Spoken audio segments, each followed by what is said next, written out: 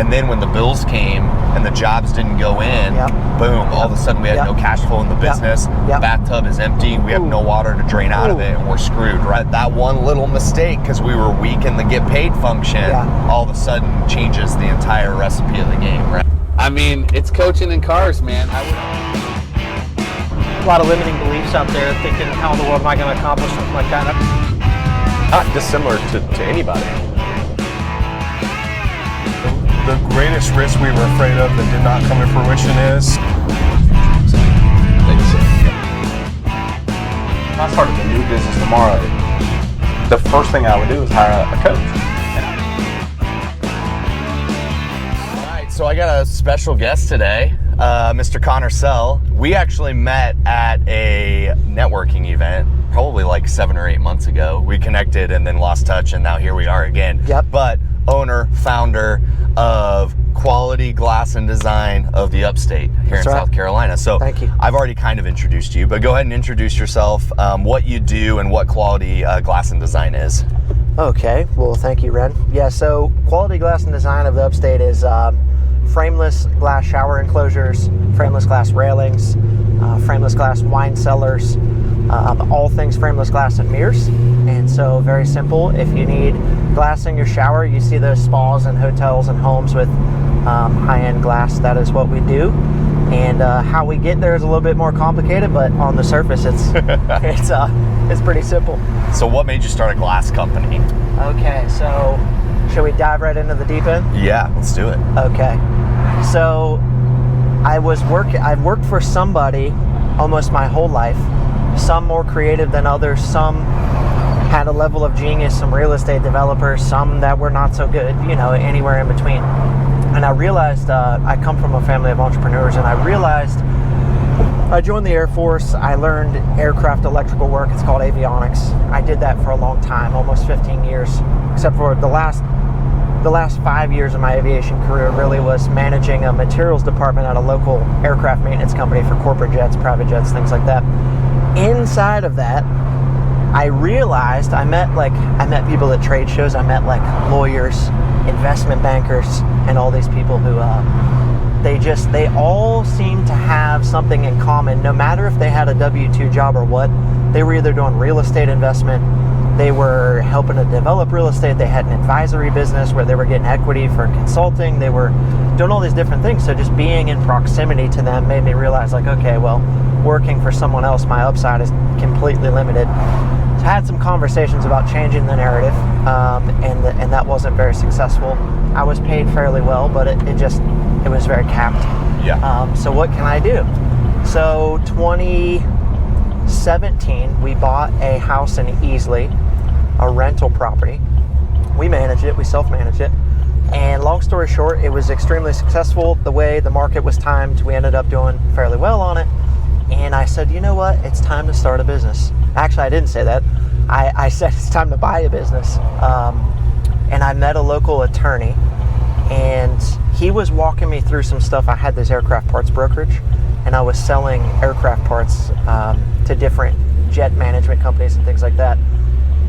And he was drawing up an exclusivity contract, and we were talking through all these things, and an offhanded comment from the young lady who worked beside him, this junior attorney at his practice, she said, well, he's been in and out of 50 businesses. I didn't think anything of it. She mentioned he retained ownership. She was just introducing him. We got into our business. I walked out of there, none the wiser. And I was driving around. I don't remember if it was that day or weeks in the future, but a couple of years ago, I was driving around and I thought to myself, how do you get in and out of and own and advise 50 plus businesses? That's what I thought. And so I started looking into M&A, and I was also meeting these people in that circle at the same time and buying small businesses, and Cody Sanchez and Roland Frazier and all these people online that were talking about fire your boss, buy a business, you know? So I was like in some of it was probably about the middle stage of that wave of people online. And so I said, okay, well, I can buy a successful business. The maths, it all makes sense. Let's sell our rental property. Let's buy a business. So Jimmy Sorrells, shout out to Jimmy Sorrells, founder of Liberty Networking. He was my neighbor back then. And one day he's walking his dogs past, and I said, hey, Jimmy, we just talk like I'd see him out. We'd always talk. I said, hey, I'm selling this piece of real estate. I don't have a barrel of money. I don't have a lot of money. But what I want to do is find a business owner who's built a reputable business, something I can understand, a service business preferably, you know, HVAC, plumbing, whatever. Certainly didn't mention glass. Didn't even really understand the implications of a glass business at that time. And he said, quote unquote, he said, well, yeah, I obviously know a lot of business owners, but I don't know many that are in that situation where they want to sell. Right. He walks away. Good to see you, man. See you later. Okay, great. Next morning, I'm at home playing with the kids. A text message comes through from Jimmy. It's a screenshot of a friend of his, a business broker, sent him a glass and mirror business in the Upstate area. And I said, oh, that's interesting. He said, yeah, this guy, he wants to finance it. He wants to do seller financing. He wants to sell his business. I said, well, can you send the financials? Can you just send over pictures? Whatever you have. Yeah. Sure, he does. Right away. Gets the guy to send it all over. Yeah. Very next day after I mentioned that, I said, okay, that's amazing. I run all the numbers. Thank goodness for ChatGPT, because I didn't have much P&L experience. I didn't have a lot of that experience. I was managing things and was managing my own business, but it wasn't like I was understanding entirely how to get, almost There's $1 million. always blind spots. Huge. There's always blind spots. Huge. Yep, Huge absolutely. blind spots in this case. So I said, okay, well, the maths, let me talk to this guy. So we go through 2 or 3 months talking to a regional bank, getting the SBA lined up. How are we going to collateralize it to make this work? What are you going to find? Well, all the questions that ensue. Anyways, it went from, multiple tens of thousands of dollars down with him financing most of it and going to collateralize. This is a long story short here. To sentimentality, which was totally understandable. He had some health problems. He built a great business. Yeah. But all of a sudden it went to, I need multiple hundreds of thousands of dollars down. Oh, yeah. But the business hadn't even been running since January. He had such a bad health problem. He was subbing out some of the work. It really was a sad situation. I really liked the gentleman, actually. So then, all that to say, deal falls apart. I just, we go our separate ways on good terms. I said, hey, that's not really what we had talked about. That's the only way I can make this work. Right. Anyways, it was a blessing from God, because there would have been too much debt on it. Yeah. So anyways, my dad says he gets a harebrained idea. He started a bunch of businesses, a candle business, a fabrication shop. He started a number of them. He says, well, why don't you just go sell a glass job? Just do a market test, sell a glass job. Yep. And let's talk about the math. Let's talk about starting a glass business. I said, okay. So we do that. And through a serendipitous event, actually, the gentleman who helped us sell that rental house was flipping a home and needed a glass shower. Perfect. Yeah. He says, you're doing glass? Yes. So we get this whole business started, and this is where the real story starts. I buy everything we need. I outfit an entire glass business. And obviously, I need a team of people who have been doing glass for a long time, who understand it. And that was the bottleneck of the whole thing. Of course, yeah. So I meet a man online who was very knowledgeable in like a Facebook group. Most stories do not end well with I met a man online. Nope, but this they one don't. does. This one does. Okay, got it. So I meet a man online. I tell him what I'm doing. I said, you seem really knowledgeable of glass. I had no idea who he was in the world. I didn't even look at his profile, nothing. He immediately video calls me. And he says, what are you doing? And I tell him, I'm leaving aviation, almost 15 years. I'm going to launch this glass business. Long story short, he owns like a glass tempering facility. Oh, cool. Some shower door shops in the Florida area, architectural glass business, like just a really great guy. On top of just being really successful for decades, he's just a really super guy. He says, call the glass factory. We'll ship you the glass if you can pick it up in the Charlotte area. And that's great. Immediately, I call the glass factory. And the plant manager says, well, so you don't know anything about glass? Well, not particularly. I mean, I know it to look at it, and I know what I'm doing. I've been a carpenter. I have a wood shop. Like, I understand the gist. But I'm going to hire a team of people who do glass. And he says, yeah, well, there's this guy who just retired, left his business here in Naples, Florida, and he just moved to Greenville. Maybe he wants to teach you a thing or two about glass. So I call this guy, same day. We meet for lunch like the next week. Turns out we hit it off so well. He's been employed full-time with me since that very day. He's been doing glass over 30 years, glass and mirrors, wine rooms, glass railing, showers. That's awesome. His son goes to Clemson. His name's Rob. Shout out, Rob. Perfect. Yes. And so he's just been absolutely instrumental. So we brought on another installer and a sales guy, but Rob was like the linchpin, and we met him by chance. And since our first shower,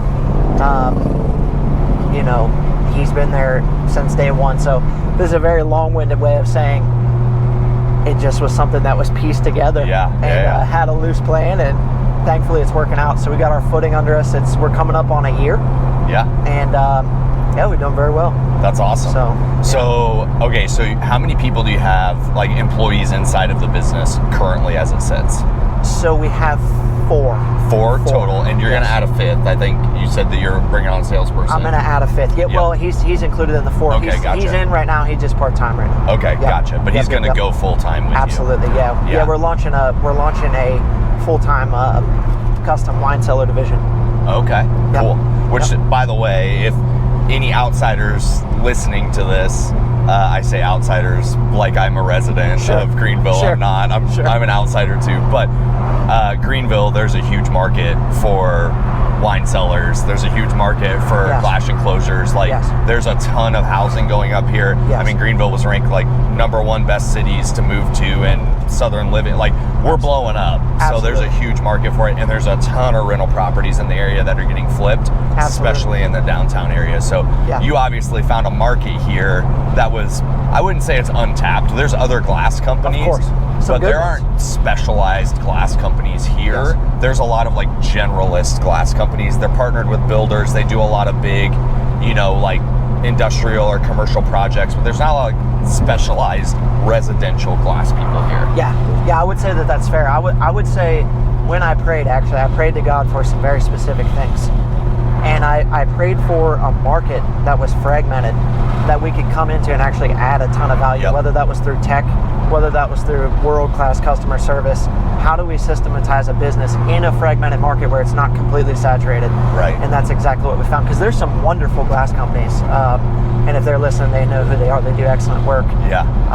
But it's fragmented, and there's a lot more work than there is glass companies to go around. So it was just something we could add value to. Well, and it's so funny because I talk about this all the time on the channel, but the bar here is so low to earn business from a contractor and services standpoint. It's basically like if you show up, give a proposal, and communicate with people, amazing things happen in our world. Like the bar is just so low here, and I always tell the pool story. We were going to buy a pool in our last house, and we called 4 companies.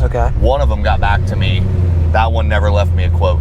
So it's like we literally were 0% conversion rate on pool companies, and these are not like small mom and pop pool companies here. These were like big pool companies.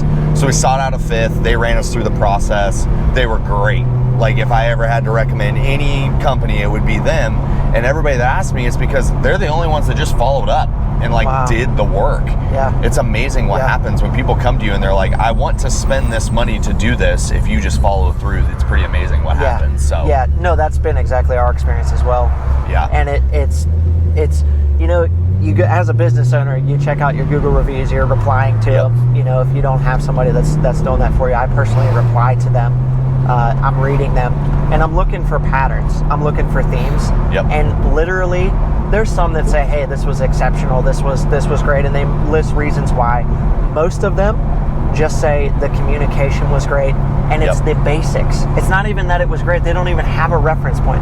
Hopefully it was great, but they don't even have a reference point. It was just that we showed up, did what we said, and I see that in other businesses too that are really doing well. It's just the basics, like you said. Which, by the way, as of this morning, 33 Google reviews, all 5-star. That's right. So you guys are killing it. Thank you. That's pretty good. Thank you. And they weren't manipulated. I went through a bunch of. You can see when they're manipulated. They're not manipulated. They're legit people and legit customers. So. Thank you. Yeah, we've strived really hard to make that a. I was actually right down here on the right. I'll leave their name out for obvious reasons. There's an attorney's office. And I was quoting them on some glass office partitions last week, just a couple blocks back here. And we're walking out, and I said, you have an excellent Google profile, and you have an excellent reputation, and you've been excellent to deal with. What is the one thing you can distinguish from your business that made it great? I'm always asking business owners, what is that? And she looked me dead in the eyes and she was like, Google reviews.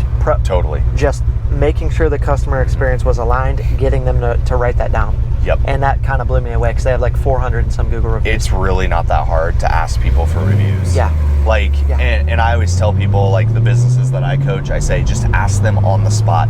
Job's done. Sure. They're getting ready to pay. Hey, on a scale of 1 to 10, how likely would you recommend us to friends and family, or however you want to phrase it? That's Absolutely. how we used to phrase it. Absolutely. They're like, oh yeah, 10, great. Can I just take you to a Google review and can you just write that down? And then boom, Absolutely. amazing things happen. Absolutely. You know? So awesome. So you were gonna buy a glass company. That's right. Fell through. There's a purpose for that. That's right. Figured out, hey, I'm just gonna build my own. Yep. Built your own. Surrounded yourself with really great people, great industry knowledge. Found the right people, put them on the bus, and now you guys are growing and expanding. And you've been a part of it for a year. And I remember when I first met you, you had just started it, and I remember the vibe of like, we're getting it off the ground. Like I remember our conversation, and now talking to you, you can tell it's a completely different, demeanor and conversation. Well, thank you. It's not a scarcity mindset anymore. That's right. We're an That's actual right. business, and we're rolling, right. and we've got good systems and processes in place. Yes. And that's the funny thing about it is when I started this business, which was, for the record, completely not even on the table, didn't even want to talk about it. Obviously, there was another plan. Diving into it, I didn't even have a scarcity mindset in my life, but it's amazing when you're trying your hardest to get something off the ground, that creeps in and creeps in and creeps in, Yeah. and you just have to continue to say, okay, this abundance mindset, this is what's truly going to propel us. And if there is one thing, it's been that. It's just like non-attachment to the outcome. Yeah. Just doing the work. Have you ever read The Gap in the Gain?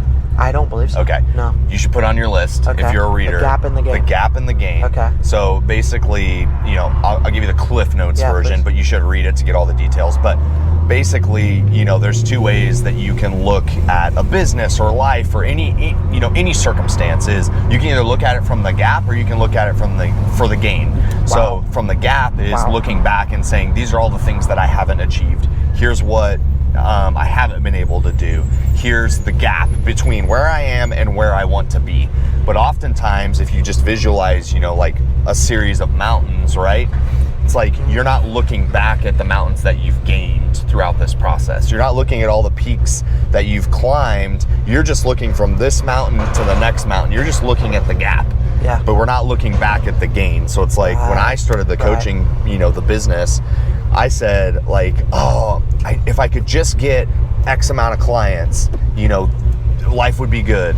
And then I got to that and I was like, man, if I could just get an X amount of clients, and it was like always just looking at the gap, like what I didn't have. Yeah. And then when somebody pointed that out to me and I read the book and they said, you need to look back at the gain, like what have you gained up to this point? And I'm like, whoa, that's a whole perspective switch. And there's a lot of business owners that are looking at what's my 3-year picture? What's my 5-year picture? That's great, and we can strategize and get you there. But also, let's look at the gain and let's celebrate some of the wins because 5 years ago we were nothing, and now look at where we're at. So it's like that book is a really good perspective mindset switch. No, I'm going to check that out because it's in line with a lot of the stuff I've studied. Like Chris Voss has one that it's a 2 millimeter shift. Yeah. So when you just shift your perspective 2 millimeters, and it's funny because my uncle had one in high school. He was trying to convince me to try to get good grades, and he was like, man, it's a 2% difference between excellence and standard. Yep. And so that perspective changes everything. Yep. Even in the morning, you wake up, and I have this exercise that this coach gave me, exceptionally wise coach, and it's this clearing exercise. And basically, you run through the gap mentality that's in your mind. Yeah. Like, hey, here's all the thoughts. I'm worthless because I didn't get back to this person, or whatever that is, and you get rid of all that and you reframe it to, this is what I've done, this is where I'm coming from, as a daily grounding exercise. That's been monumental as well. Have you ever, so this is where Ren goes off on a whole bunch of tangents. Please. But, one of the things that we coach our businesses on all the time is incremental gains. Like, just 1% better over and over and over again is going to yield a better result, Absolutely. right? So, you seen the math on that? That absolutely. chart? Yeah. It's just like compound interest, when you look at the financial chart. Yes. But there's a study, you should look it up, of the British cycling team. For like 60 or 70 years, they won like one tournament in cycling their entire like 60 or 70 year inception. Terrible. Then they brought this guy in And he said, hey, we're just going to get 1% better at all of these things. So they like started to do all of these studies. So they painted like the inside of the maintenance trucks, they painted them all white so they could see all the dust particles on things and see when things weren't clean. Wow. They had a surgeon come in and teach all of these cyclists like how to properly wash their hands and how to stay healthy and all of this so they didn't get sick. So they taught them like all these just like little 1% better things. Yes. And the results of that were insane. They won like 5 or 6 Tour de France's in the next 8 years. They won like 60 or 70 tournaments. It was crazy. That's insane. So it's just like that concept of just 1%. When we coach people, we call it the less shitty approach. Just be less shitty next time, right? Just the 1% better, 1% better, right? So it's like that approach of like just if we just get incremental gains out of the business, it's pretty amazing when we look back at the gain and see what we actually gained with just those 1%ers over and over and over again. Absolutely. Absolutely. Yeah. So we've built this glass company. It's rolling along. Everything's good. What would you say is like the biggest bottleneck inside of your business right now? It's typically falls in sales, production, or finance. So of those three, what's like the biggest bottleneck right now? So luckily, there's actually 2 major ones. I'll go with the biggest one. The biggest one was, and we're still working through it, but how communication channels, there was multiple communication channels, getting that sales process funneled to where we get them a quote extremely quickly. Yep. So that was just getting a key person there who could understand the quoting process, getting it all systematized, going from in Connor's head to now this is a process that we're following. So we're kind of on the tail end of implementing that. We're walking through that. And the other one, luckily, we don't have a lot of overhead. For a very specific reason. I went all in on this business, like cashed out everything I owned. We're not really capital constrained because everything we do is really a cash business. If you think about it, we collect a deposit, we do the job, we do it very quickly, we get paid. There's nothing on net terms. Like I'm really not interested in commercial terms. But at the same time, to expand, you need a pool of capital. So you ever heard of Nassim Taleb, the Black Swan and Anti-Fragile and that stuff? Yep. So one thing he talks about is like in Skin in the Game, I think it was, have a business or have an investment strategy where and this is why America's got stripped because the PE guys all do this stuff, so don't get me started on that, but minimize your downside risk and then have the opportunity to hit grand slams every now and again. So that's kind of where we're at. We do a wine cellar, we do a big job, we can hit a grand slam, and that allows some serious growth. So the biggest bottleneck is for sure in the sales and quoting process. But at some point it's going to become, okay, well, maybe we need the capital to build a factory where we can turn out some specialized projects, a storage space, that type of stuff. And you know what, at that time we'll probably find some leverage. But I'm in the gap mine. And I'm thinking about the problems, but for sure the biggest bottleneck was the sales and quoting process, and it hurt bad.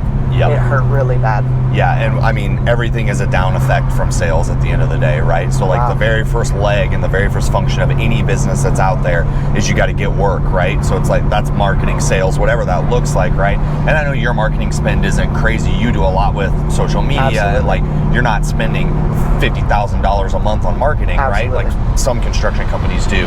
But the cool thing is the get work piece of it downflows to everything else. If we can put pressure on that production team and then put pressure on the finance leg of our business, that's a way better feeling than a bunch of salespeople or salespeople that aren't selling anything. And then we have a bunch of people standing around doing nothing. And that's where your overhead goes through the roof. Absolutely. So everything really relies on that first function of the business. Sounds like you're talking about get work, do work, keep score. Get paid. Get paid. Yep. Got it. And you can keep score through the get paid function, which would be like a P&L, a scorecard, whatever you want to call it. But absolutely. And the get paid function is important because that's where, your cash flow comes out of. You were referencing cash flow earlier where you have, a pool of money or a pool of funds. That's essentially cash flow. So how full is the bathtub and how many pull outs of the bathtub can we actually do because we're pouring water back into it, right? So that cash flow inside of a business is so important. Then when you hit a grand slam, it's like, okay, now it's time to reinvest these dollars back into the business in a new machine, a new crew, a new salesperson, whatever that looks like, whatever the leg you need to pull is. But ultimately, like, that's why cash flow inside of a business is so vital It's and critical. important. That's It's why it's a critical. function of the business. That Yes. get paid piece has to be a huge function of your business. I've noticed why so many businesses struggle, because that cash flow component. Totally. If you get yourself either levered or you're just not there yet into a spot where you just can't do it 1 month, that's it. Well, and here's Turn the off thing. lights. So many people, and this is not prescriptive behavior, but think about this. So many people have the wrong type of accounting for the business that they're in, and they don't even realize it. So I had a business that I was, trying to make a client at one point. Okay. They were on cash-based accounting. Sure. Okay. Sure. And they were a service-based industry. They had a 5 to 6 week backlog And before the job went into the ground. Accrual basis. Yeah, so they needed to be on accrual. But what that one little mistake did, because they weren't strong in the finance function, almost tanked a $5 million a year business. Wow.